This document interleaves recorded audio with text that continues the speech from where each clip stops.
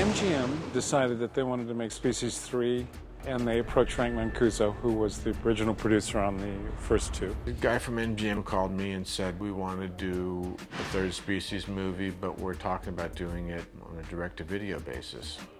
I really liked the original Species movie, and I loved the journey that it took you on. I didn't realize they were planning on doing a third sequel. They called me on the set of another project, and I was very excited about it. They're like, we're making Species 3, you owe us, so get your ass over here and do it. No. From the initial Species 1, Natasha played slightly older, and so did the people researching her. Since we were at a point where we were starting over generationally, we could really reach down and go for these 23 and 24-year-old actors.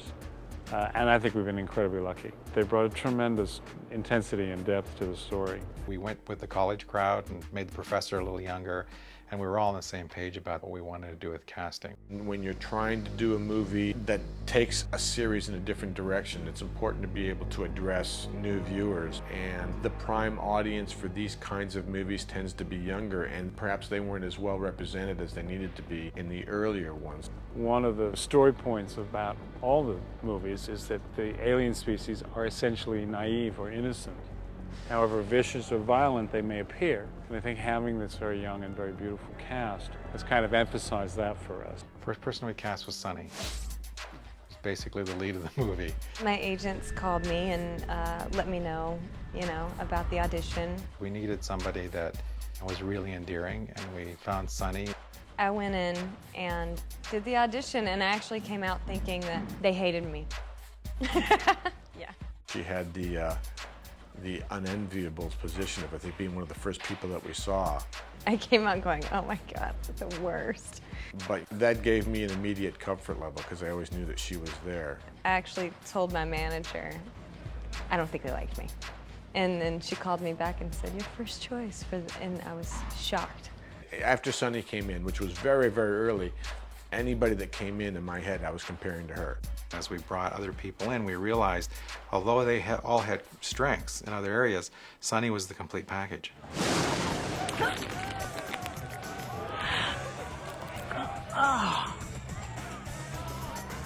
My God, it's tough to go into a film, it's tough to go into a job where you're replacing somebody. It's always awkward and there's a certain amount of pressure. But we joked about it. I said, just walk around and pretend like you don't know what the hell's going on and you'll be fine. That's what I did in the first one.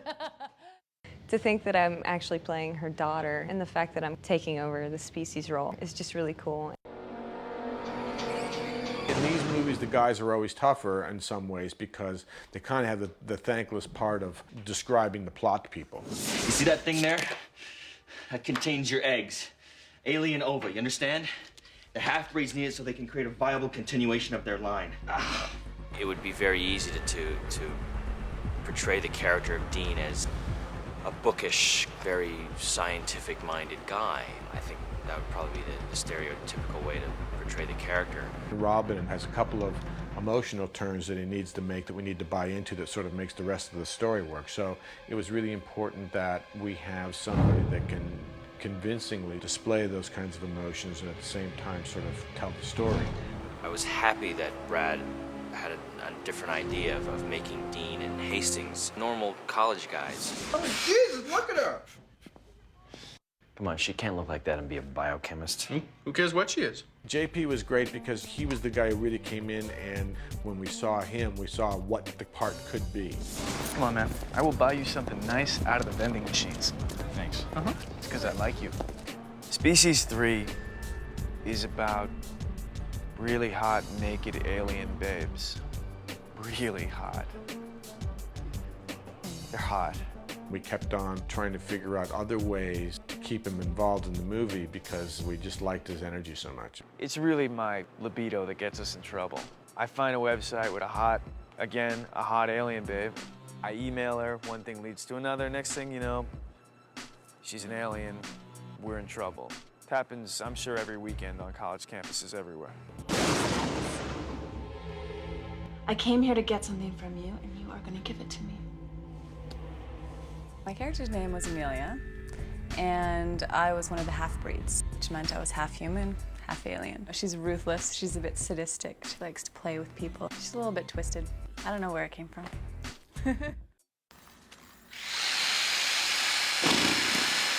Robert Nepper plays my professor who saves this alien little girl, and suddenly these half-breed aliens start showing up on his doorstep.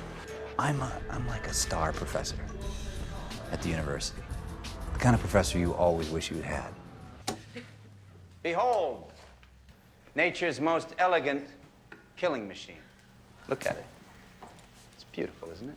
His students follow him and want to take his classes, and they all think he's great. They have no idea any of this other stuff's going on. I'm talking about the engineering of a disease-resistant, perfect alien species. Something profound that will assure my place in the pantheon of science. It's been great, because every time I do a scene with him, I go, how can I put a stamp on this? How can I do a little twist, like the thing with the chalkboard with the teacup? You know, I mean, that's not in the script. It's funny how, you know, you just take your imagination and it just goes off.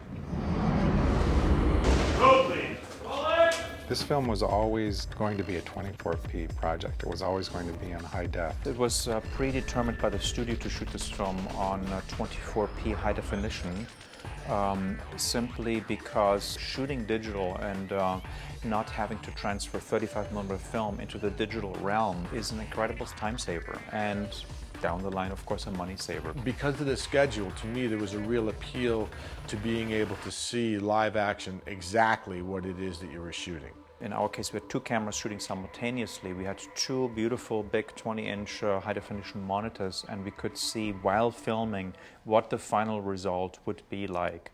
And if a shot would be too bright, too red, too contrasty, whatever, we would adjust it on the set, you know, live almost if you want, adjust it and boom, and we would be done. We would go home at night knowing exactly what we got. I felt very comfortable walking away from sequences knowing that we had it, as opposed to having to wait for the next day to go to dailies to see if actually the color looks the way we wanted it to, or this or that, or whatever.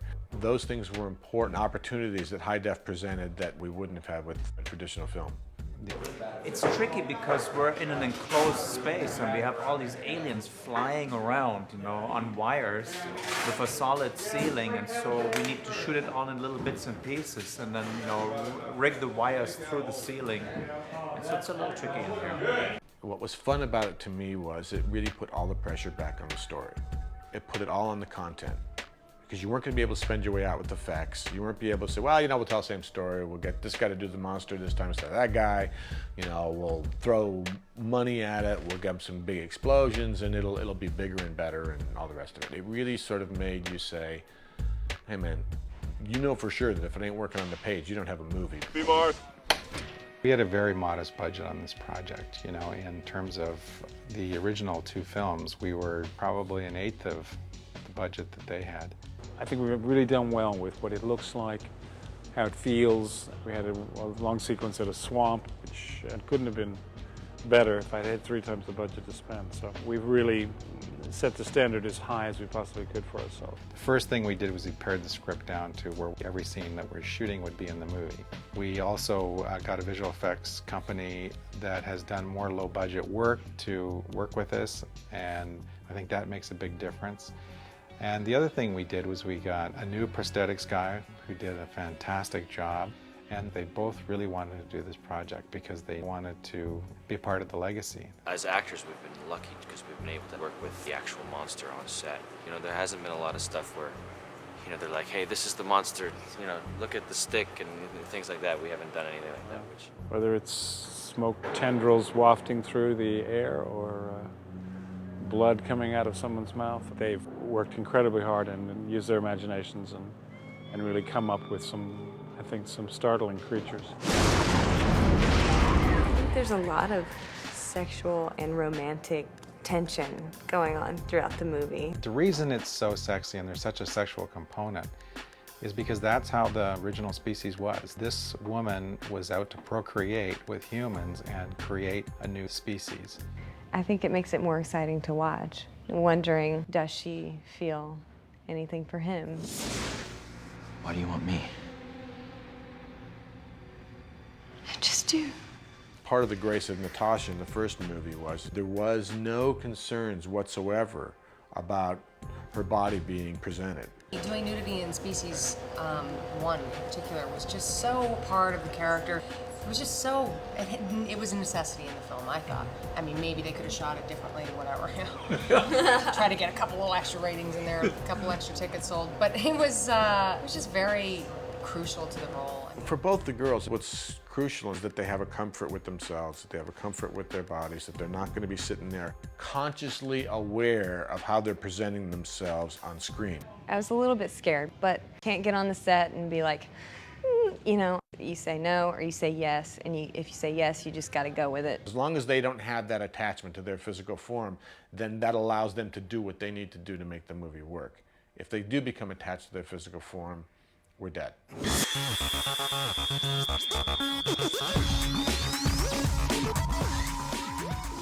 I think that women can enjoy this movie because of the strength that our species monsters have. They're intelligent and they're powerful.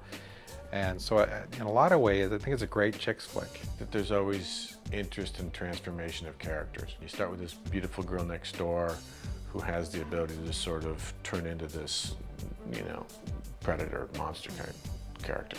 There's something inherently interesting about that. There's something that is a fun dynamic to watch.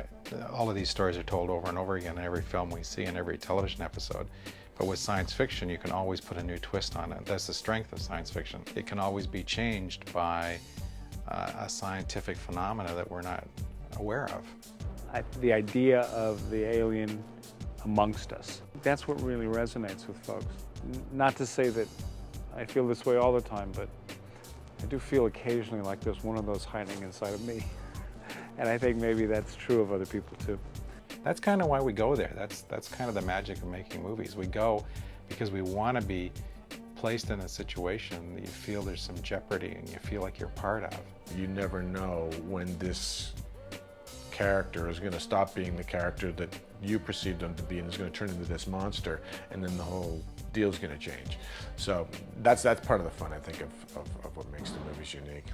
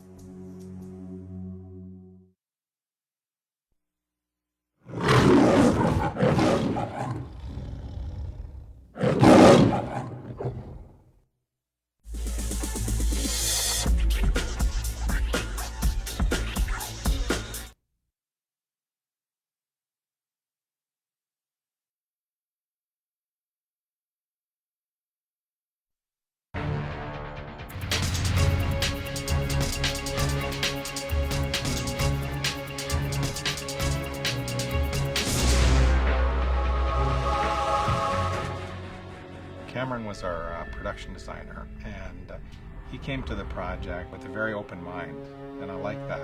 Brad had said that he would like to have all the environments appear uncomfortable. Everything was going to be dark and just a little unpleasant, a little eerie in some way. Sarah, are you in here? One of the things in this medium you have to be aware of, anything light tends to get overlit. The idea is that the less light you can put on the background, the more opportunities you have with lighting the actors. You start to think about what you want to do and what it should look like. Our show takes place in Virginia, or the East Coast. We're here in Southern California, so it means that whatever we design and build and think of, we want to make sure it looks more like East Coast architecture. I had done probably 6 different versions of the house, because as you go through the process of showing it to Brad Turner and showing it to Frank Mancuso Jr., they have ideas on how they want it to be a little different. And you change it and you change it, and then the location manager comes up with the real house, and you realize, well, it doesn't look anything like what I did. So you start all over again, redesigning the plan so that it matches the way Brad wants to move his characters, the way Frank sees it, and how it matches the front of the house. He built the upper part of the house based on the location. The bedroom was a set, and of course the basement. You're late. Again. Sorry. Just met Sarah. He had a lot of ideas about how the lab would look, whether the lab would be a room that was dug out underneath the house, wouldn't have any of the character of the house. He was interesting because we went from there right back to let's just have it look like a basement, and he's thrown equipment into it. The basement had also been conceived about 6 different versions, because the idea of being here at this soundstage where we are, the original plan was to use standing sets here to save costs. So I did an original version, revamping a standing set here, and after Brad and Frank looked at it, they said, it's too big, it's not what we wanted it smaller. And I think Brad was right. He said that he wanted the basement to reflect the footprint of the house. So the basement then had to be redesigned so that it looked like it actually would fit under the house set that we did, that looks like it matches the location that we found.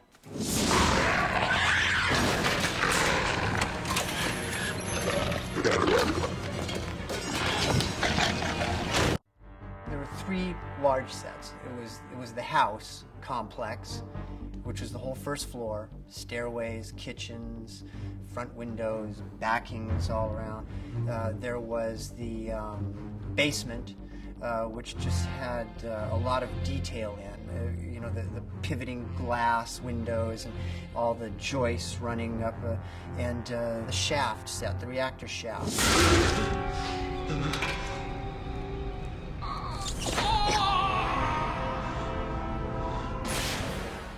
The shaft was conceived as an 80-foot shaft, 40 feet up and 40 feet below, with a big turbine fan blowing this cooling, high-pressure air down through the shaft, 80 feet down to the fusion reactor below.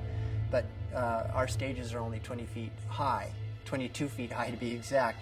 We could only build 20 feet of the shaft, which was the start of our problems, because it meant that we were going to have to do green screen looking up and green screen looking down for the extra 40 feet in each direction. Since again our stage was only 22 feet, our set was 2 feet from the ceiling, and they couldn't light. They couldn't light from the top because of that, and they now couldn't light from the bottom.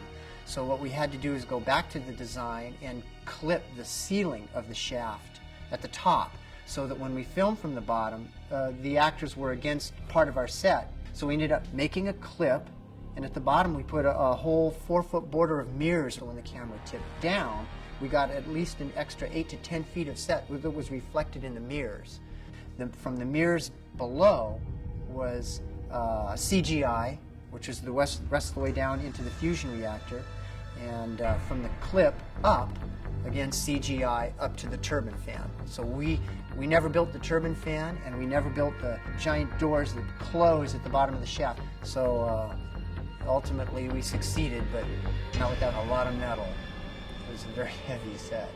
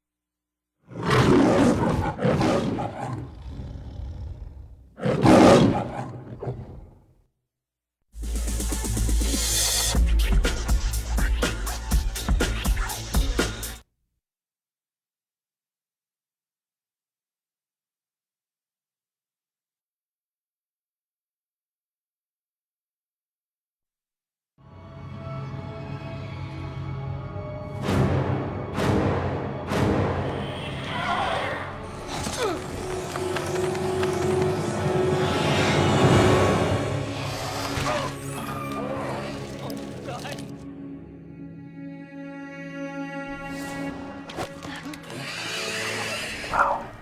Sarah, you're gonna grow up very fast. You are the third generation of something very special.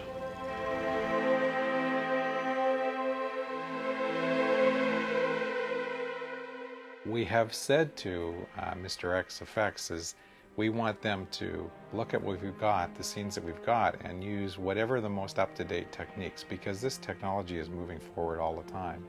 So they are bringing a lot to the screen. They're going to see what we've got, put more into the movie than we had originally intended. One of the MGM production executives gave us a call. We had been working with Stan Winston, and Stan thought that we'd be a good part of the team because there's a strong makeup effects component to this show, and there's also digital environments, and so Stan thought of us and recommended us. We have set extension and some wire removal and things like that, and we're also probably enhancing Sarah's face and the monster's faces a little bit through you know, the wonders of CG technology. There was a lot of little shots that hopefully as a viewer you won't notice. That's one of our goals as digital effects artists, is to just enhance the image here and there, sweeten it up, and not draw attention to itself. Sarah transitioned into her creature mode, and she approaches the guard tower, and a guard steps out to approach her, and she basically slices him in half with one swipe of his tentacle.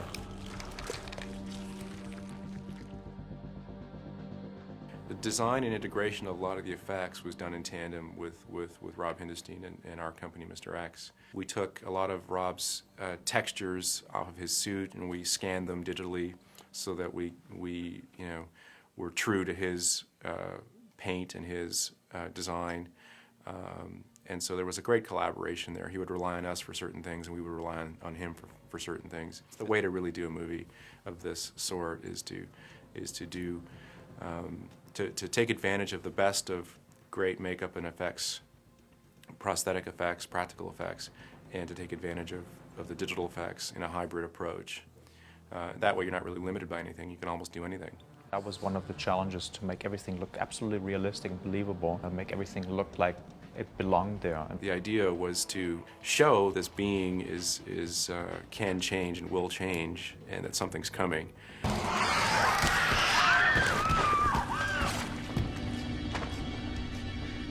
Brad was really big on subtlety. He thought that sometimes it's better to show less and let the audience fill in as a more powerful way of telling certain points.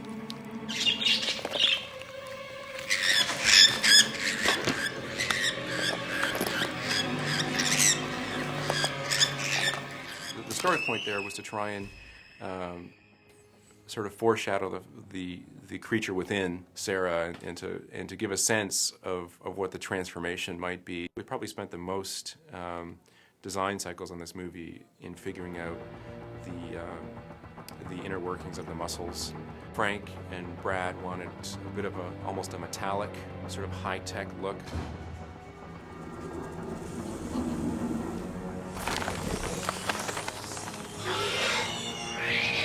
Have like tentacles which extrapolate at that shoot out and articulate, and we've got spikes that can grow out of fingers. We've got eyes that you know, that have sort of a luminosity about them and that move in funny ways. We've got this ability for these creatures to regenerate. Oh my God. You don't have the ability with practical effects, makeup, and prosthetics to be doing skin regeneration. Overall in the film there were about 100 visual effects.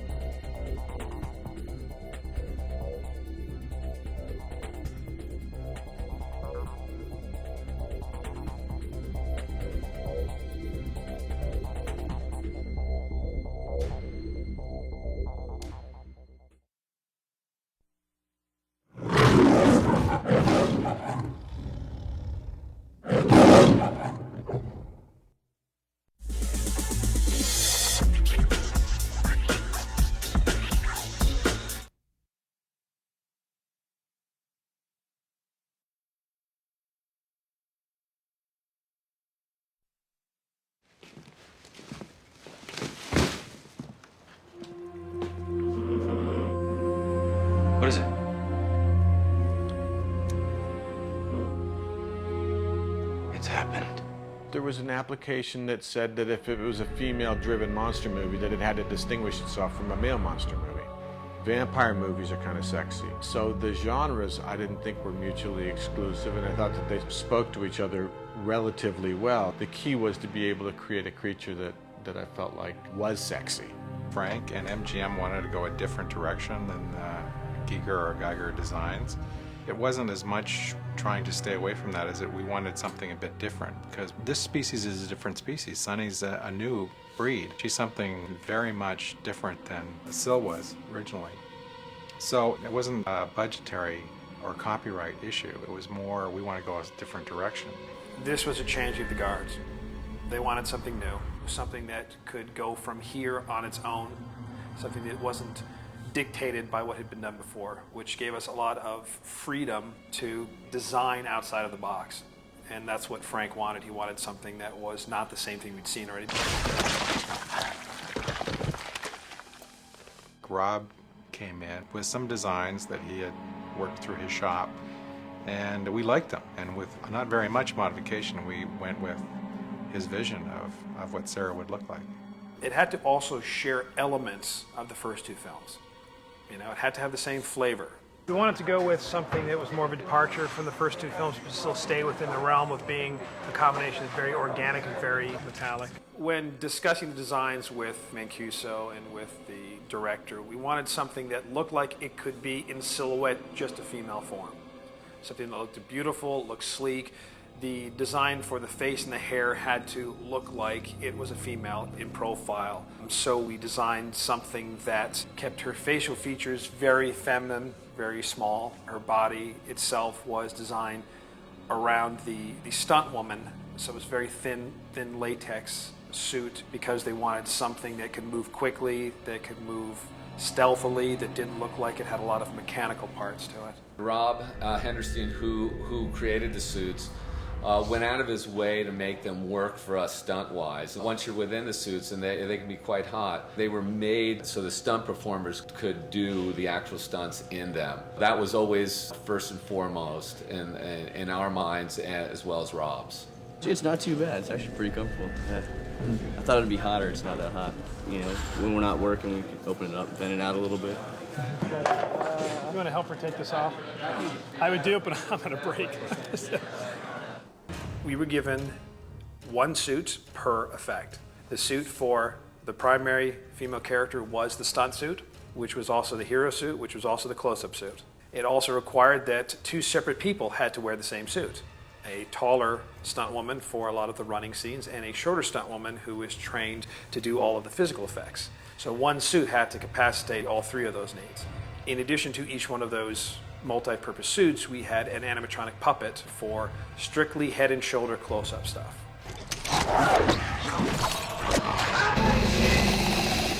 We built 3 suits and 3 puppets. We don't actually use the Amelia suit in the film that was cut. So we only have we have a Sarah suit, and we have a Yosef suit, then we have a Yosef puppet, head and shoulders, then we have a Sarah puppet, which is head down to waist, and then we have an Amelia puppet. Those are the 3 new creatures in the movie that are a departure from the first 2. Genetically, they're a higher species. The male obviously is a lot bigger, more impending, bigger teeth, bigger head. A lot beefier. She's a lot more streamlined. Yosef is the next step up, and then Sarah is several steps above that on the evolutionary food chain. Well, we're getting ready to do a close-up on the hero puppet, so we're just doing some last-minute touch-ups on the face visually in terms of the paint, makeup, and color and stuff like that. And I think we're going to be adding some sort of sliminess shortly, too. As mechanics or as engineers, we're given the list of what this puppet is supposed to do, and we design the mechanical innards of the puppets, come up with the right ways to fit everything inside the head and make sure everything works. The eyes were particularly challenging on these puppets because they were sculpted at quite extreme angles, so that was challenging. Knowing that the first 2 movies dealt with a lot of tentacles and a lot of things shooting out and a lot of, the quick fright elements that had been kind of ingrained in our heads, we knew that whatever we designed to come out of her had to look like it was actually inside of her. When you design an effect like that, you usually have 3 or 4 heads, and each head would do a separate function. We had to put all of those functions into one head. And that was the toughest thing, and that was the most difficult. She's got lip movement and brow movement and eye blinks, and then each one of the tentacles is animatronic tentacle, and then she has puppeteerable arms. This is all the close-up shots of, head turns and snarls into the camera, and, we don't have LEDs on the actress because it's a stunt suit. Any of the tentacles that need to move, anything that really has to be closer than a stunt suit.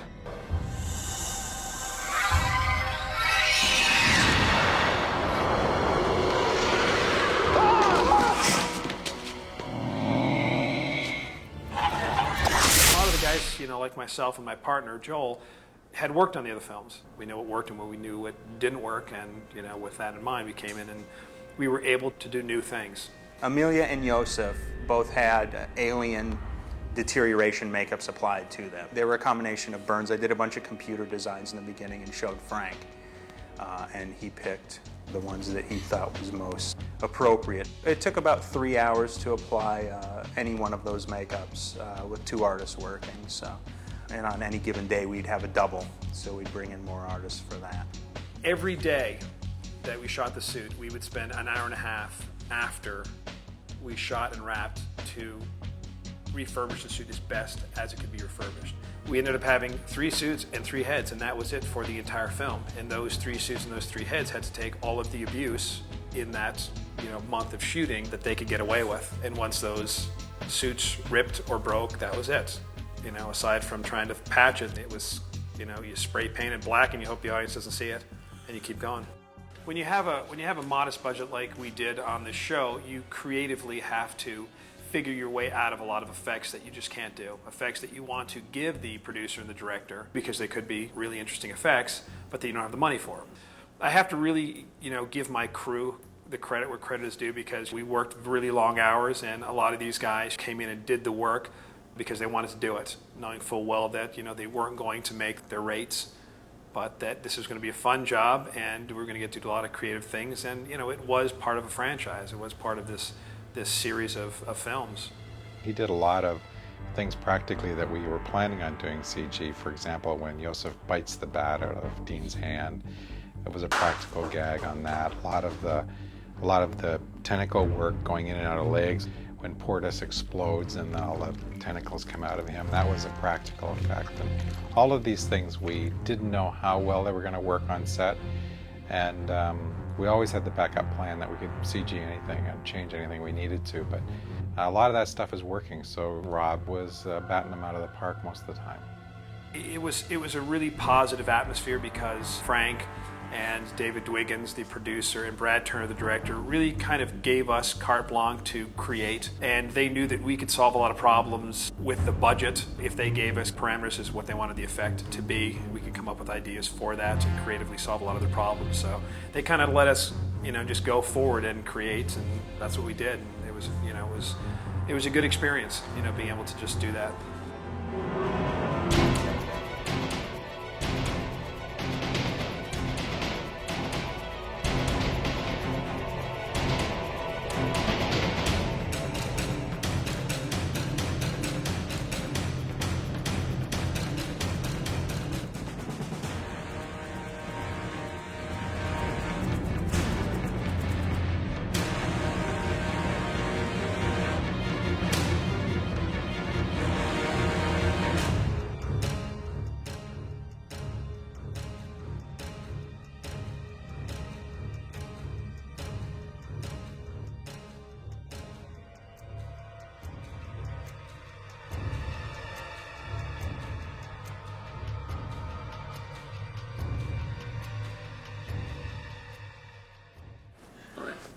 That'll be edited, right? Yeah, okay. No.